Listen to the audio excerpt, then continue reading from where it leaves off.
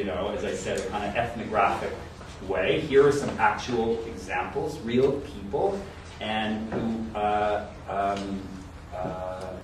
at some point or another in their lives require some support to make their decisions in that sort of supported decision-making status. We can debate about whether the people in the examples actually belong in that status or not, but let's just sort of take it for the purposes of the kind of thinking experiment or exercise here that they are.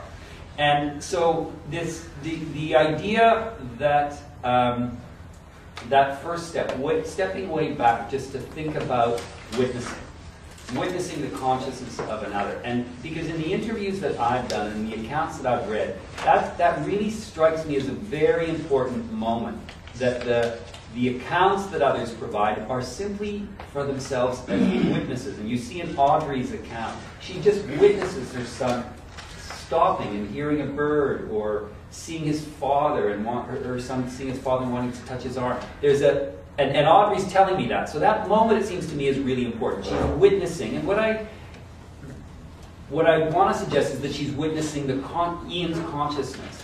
And the reason I want to draw a distinction in here, and there will be philosophers around the room that can do this far better than I, between kind of pre-reflexive consciousness, as has been used as a descriptor or category in some of the studies of phenomenology of consciousness, and reflective consciousness, is that it's the latter that's often used as the criterion. In biomedical ethics, when we think about who a person is, it's the reflecting person. It's the one who has a capacity to reflect on themselves, and that becomes a criterion of their reason and rationality, and hence their recognition as a person. But we're talking about people whose capacity for reflective consciousness may not be recognized by most others they encounter. So does that make them, by definition, not a full person? We've so attached the idea of reflective consciousness to personhood that unless we make this distinction and give us a new ground for starting, we're going to go down a path where we're going to continue to create off-ramps for this particular, or some of this particular group of people. So that's really what I'm trying to articulate and think about in that section. Audrey isn't saying her son is going through all kinds of deliberation in his own mind before he goes out to touch his father's arm.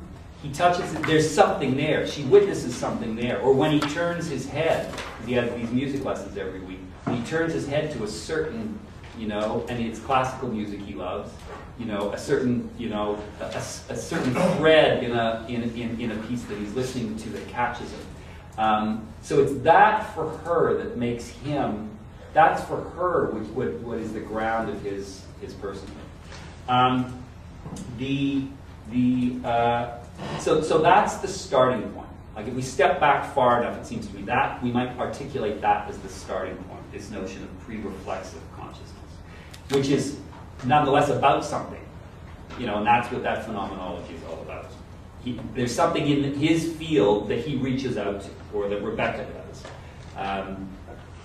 So it's one thing, though, to recognize that someone has consciousness and cares about something, or that their consciousness is about something, even if they don't position themselves as a kind of acting subject grammatically.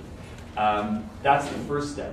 Can we ascribe, if we're going to translate intention into action, can we ascribe intention? Can we ascribe intention to that listening, head tilting when a certain strand of Chopin comes on, or when he sees his father in a hospital?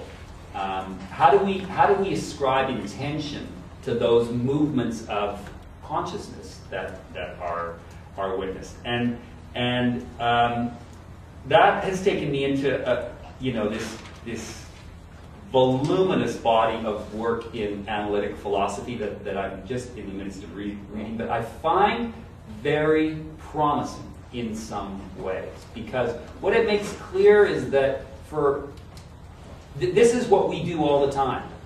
We're trying to figure out what each other's thinking. We're trying to figure out, well, what is she actually intending to do here? Or what is he intending? What does he want? Whether we're talking about our kids, our partners, the people we're entering a contract with. We're trying to figure out What is it that you're thinking?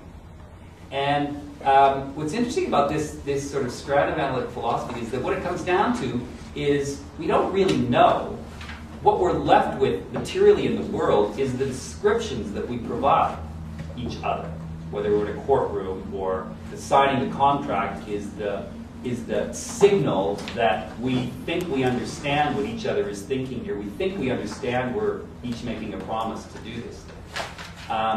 And so what exists really when Audrey takes her son to the doctor is her description of what he has been going through, what he's feeling, what he likes, what he doesn't like. She can provide an account. She can provide a description.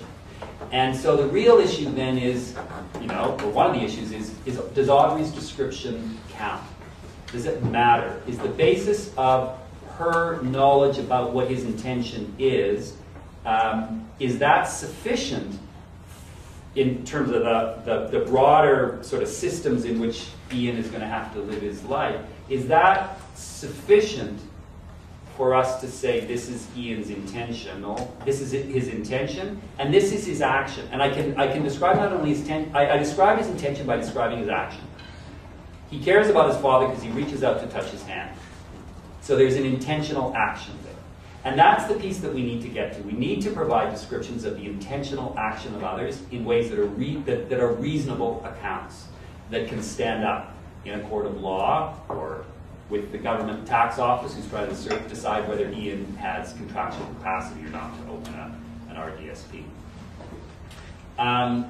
So I think there's something that as the support networks, what we need to be able to do is to be able to provide descriptions of the intentional actions of others.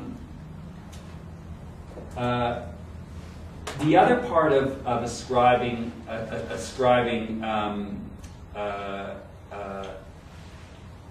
intention to a bodily gesture or a movement is to figure out what consequences attached to it. And I think this is where this notion of prosthetics, I think, is really helpful. As people also said yesterday, at first I thought, well, there's no, people aren't automatons, they're, the supporters. But I know that's not your point. The point is to work with this metaphor to see where it takes us. And it's interesting because I was thinking about, I was talking to my brother this morning, who's a physician, about prosthetics. And there's a whole very interesting area of work in prosthetic research and biomechanics right now. And we were talking about my other brother, who is, people may know about Terry Fox. So my brother Tim worked on designing some of the prosthetics and working with Terry Fox for his run across the country. And at that time, his research, my brother's research, was about gait, right? And remember Terry Fox's gait? Like, they were always trying to think, how do you shift the hip? And so Tim was one of the research teams on the research that was trying to figure out where you put the balance and the weight. Was it in the ankle or the knee that would allow the hip to move, that would allow him to run? So I mean, a lot of the research about prosthetics at that, in that stage, was about figuring about gait and what you could do with your body, and how you could, if you moved your muscle this way, the hand would open. The research now is what the term in the research is about neural intent. It's about neural intent. And my brother was trying to sing on the screen this morning. I was actually out very early. The taxi was really good. Where you have basically avatars on the computer screen. You've lost your limb and you're all wired up, and you think through how you're going to want to, if that limb was there, how you would want to move it. You send the neural intent right through. And then the what do you call the things that attach to there, and then in the computer you've got but the actual technical thing, you're wired up, right? Yeah. And so what you see, the electrodes, right? And so then what you see on the screen, what the person sees on the screen, is the avatar who moves the leg this way based on the neural intent that has been sent through the electrodes. And so then they change their neural intent